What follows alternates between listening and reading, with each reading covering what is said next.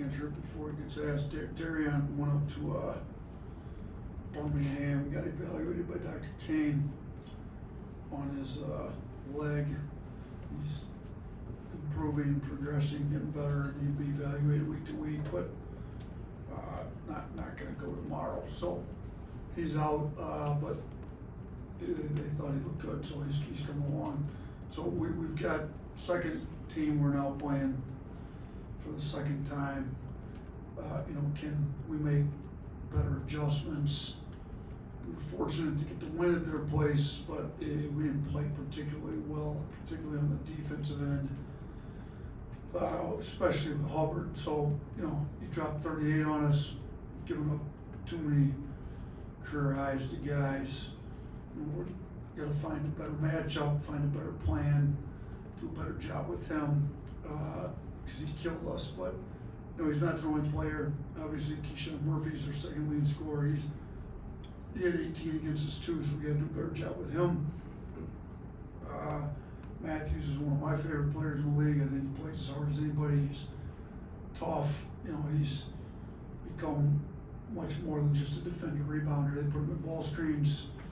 When he gets 5 or more assists, I think they're 8-1 on the year. So he's become a playmaker for them, especially when they win. So we got to keep him in check. And then they've got other guys that are capable of getting buckets.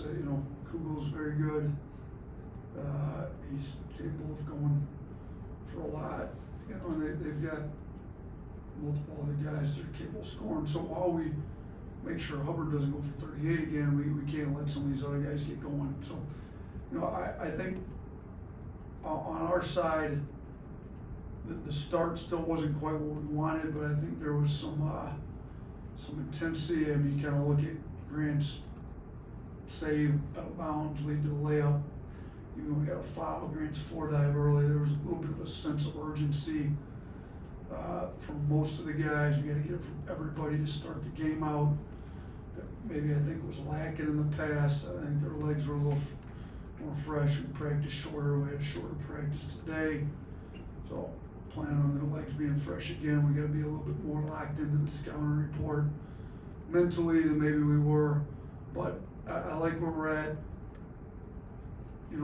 Physically, mentally, emotionally, I think our guys are ready to go. So be a big test. We have 4 games left, 2 home, 2 on the road. This is the lowest ranked of the 4, but it's not easy games. These guys are tough, they're physical, and they've got scoring, and they play us tough pretty much every time we play them. Start from Jet. You talked after the game about wanting Mo to get a little more locked in the scouting report. How have you seen him kind of respond in the past few days, and just how have you seen him grow on the maturity front this year? Yeah, I mean, once we got going in practice, I thought he had a decent close to practice today, so he's got to be able to focus on what he needs to focus on, even if he's got some nagging injuries. I mean, nagging injuries are part of the game. You can't let that take your attention off what you need to be focused on. So I thought he closed practice pretty well today. You guys have allowed some big scoring to players, but this is like one of the first times you get to go up against somebody that scored big on you. Is there a revenge factor with the players? Do they want to shut down Hubbard, or do you have to kind of guard against that? It's good. That's actually a good question. I don't. All these guys have had their career highs. Is this the first time we've gotten a guy back again after he had his career high against us? I think because Kentucky was pretty spread out. You haven't really played too many rematches, so yeah. Yeah, we haven't played. Yeah, because we only get 3 teams twice in the SEC, and Auburn's the last game of the year. So this will be the first time we've. I would hope that there's a sense of urgency to not give Hubbard another career high.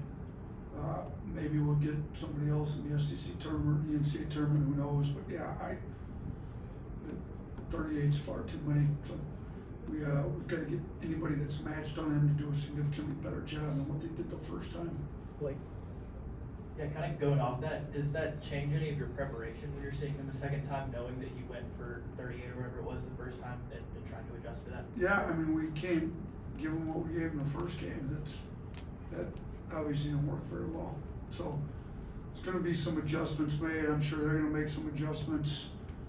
you know, we did win, so they, you know, we exploited some stuff they did. I'm sure that we're gonna have to make adjustments to their adjustments, as are they, and I mean, these times you play them second, particularly when both teams are healthy and have pretty much the same rosters like we'll have, you know, it's a little different with Kentucky, them, you know, having so many guys out, and just there's different rosters. This will be the same roster that they had the first time, so it'll, you know, can we make better adjustments than them?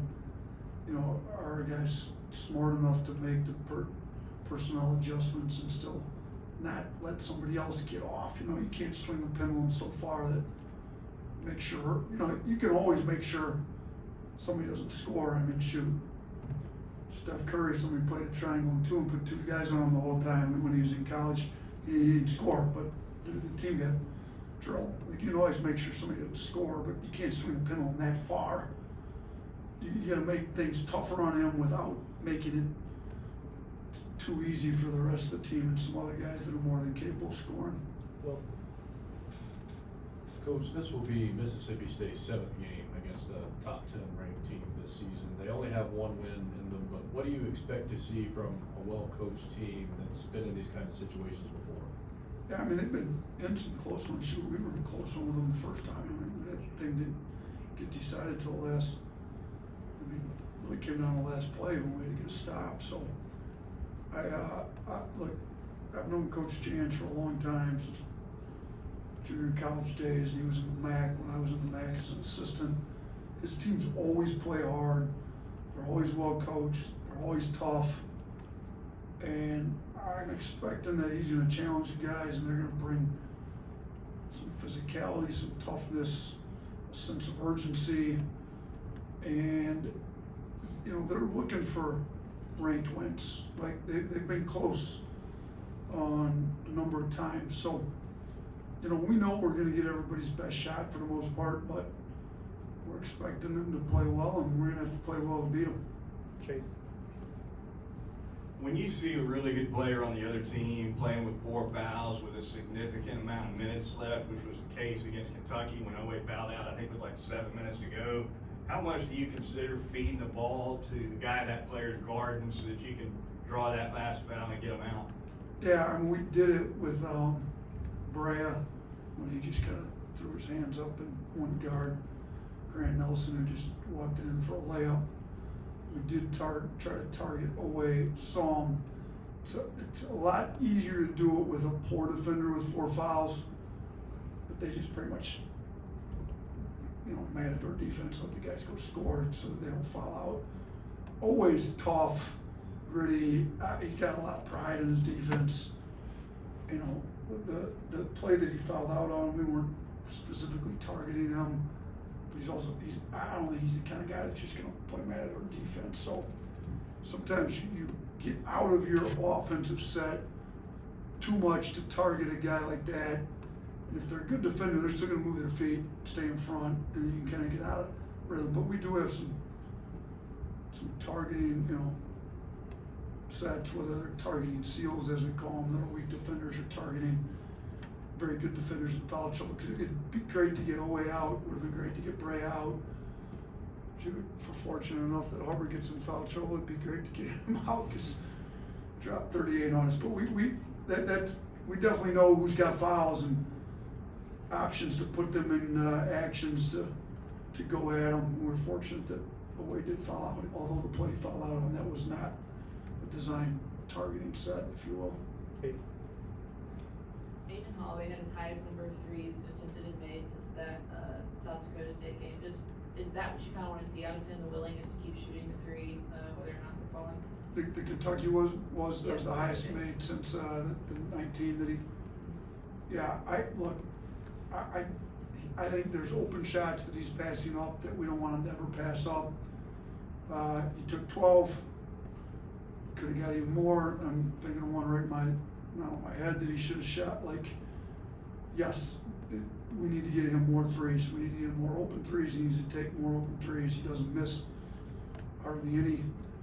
The more open shots we can get him, the better off our offense is going to be. The more open shots we can get Sears, Youngblood, same deal. You know, it's part of why we put LeBaron in the starting lineup to try to get Sears off the ball a little more. Get to see wide some open shots. You know, when we've got Sears and Holloway in there together, they can both create for each other. You know, and if LeBaron's in there, obviously that would help. But yeah, we want him to get as many open threes as he can get. How has Alabama changed, really for better or worse, since the last time you played Mississippi State? And how could that be advantageous or detrimental? That's a good question. You know what? I hope that our starter, you know, it's been a while since we played them. We've had some ups and downs. We've had some issues that have been squared away and then flared their head back up again. Like, so I don't know exactly where we were at with all the issues and things we needed to improve on, but I did think we rebounded the ball fairly well against them, and we have not rebounded the ball very well lately. That needs to come back up. Turnovers, we had somewhat under control for a minute there. I think we've had issues here in the last few weeks with turnovers. We got to get that squared away because they will turn you over. I think our defensive intensity after the first 4 minutes Saturday was much better than it had been. I felt like that had taken a little bit of a dip. So, you know, I think our defense, I hope our defense currently is better than it was at their place. But it's also gone up and down a little bit. So it needs to get up, stay up, and the intensity needs to stay where it's at, along with the attention to detail in the scout report. So, you know, I'd have to go back and look at where we were at exactly on everything there, but we need to get the rebounding back, we need to get turnovers down, we need to get our defensive mindset back where it's at for the whole 40 minutes. Chase. Yeah, just as a quick follow-up to that question about baiting the fifth foul, I was also just gonna ask you how much you see the value of trying diminishing the later it gets in the game, right? I mean, it's a much bigger deal with 6 minutes than 45 seconds. Yeah, true. If you've got a guy with 4 fouls and it's a tie game with under a minute to go, you usually need to get the best shot you can. If you've got a guy with 4 fouls and they've got him in the game, 8 minutes to go, 6 minutes to go, and he's one of their better offensive players, like Owe, I think he's the only player in the league that scored in double digits every single game.